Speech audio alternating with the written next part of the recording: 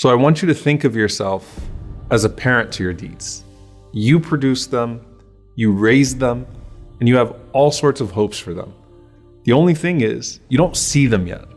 Now, just like a parent hopes that if they live long enough, their worldly children will comfort them and benefit them when they get older, we all hope that our hereafter children will comfort us and benefit us once we make that transition. The question is, how many deeds have you produced? How many deeds have you raised? And what's it going to be like to meet them for the very first time?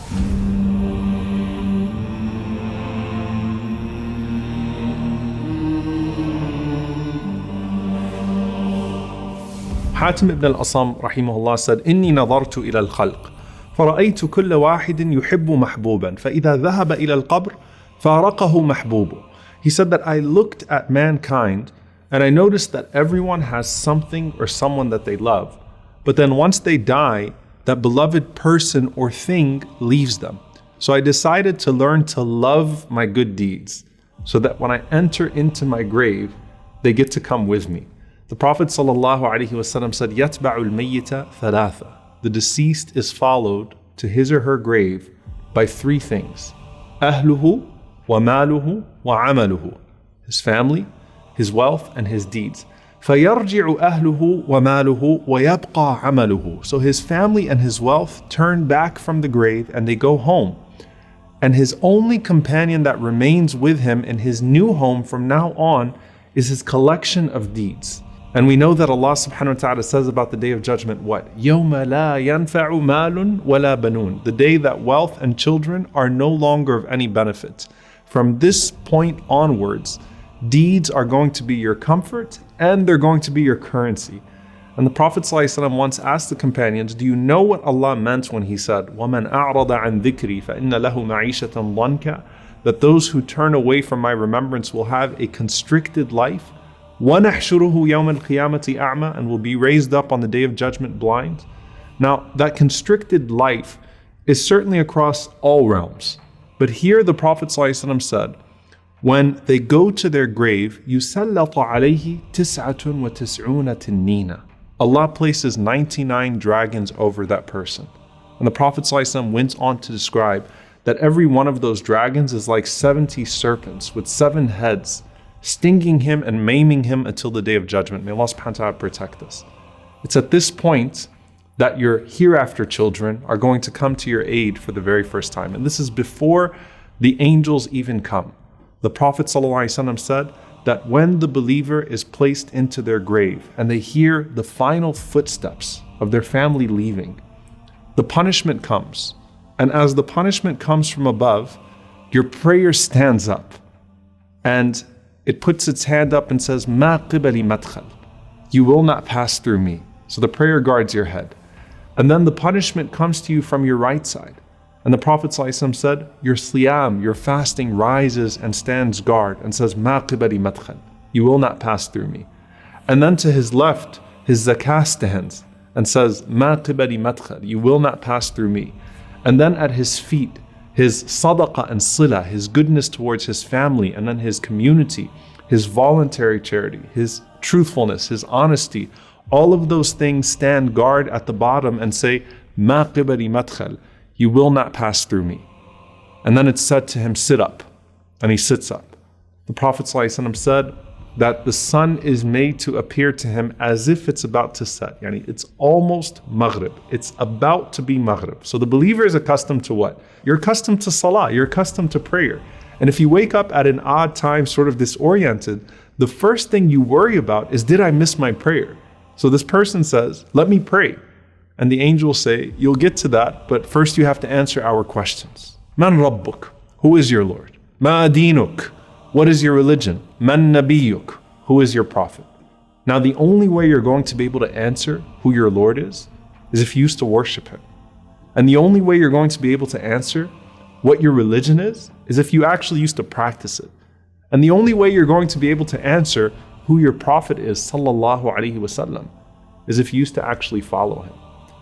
And if you answer right, a voice cries out from the heavens and says, Sadaqa abdi, my slave has spoken the truth.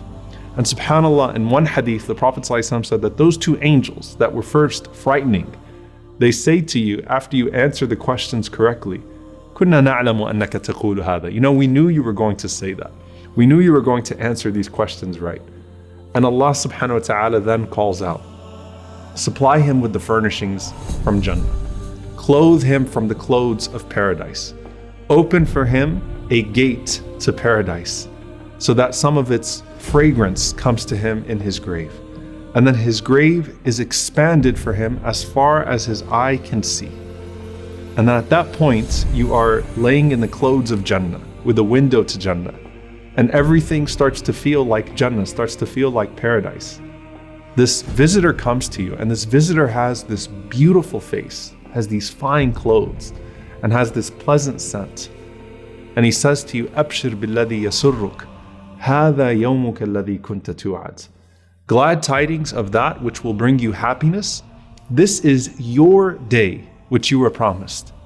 And so the deceased says, Man ant, who are you? فَوَجْهُكَ الْوَجْهِ يَجِيءُ بِالْخَيْرِ. That face of yours is only going to be a face that brings good news. And that person responds to you and says, أَنَا عَمَلُكَ الصَّالِحِ. I am your good deeds. Now subhanAllah, imagine what your good deeds look like, all in one person. The beauty of that, bi'idhnillahi ta'ala, if you actually used to act upon that guidance from Allah.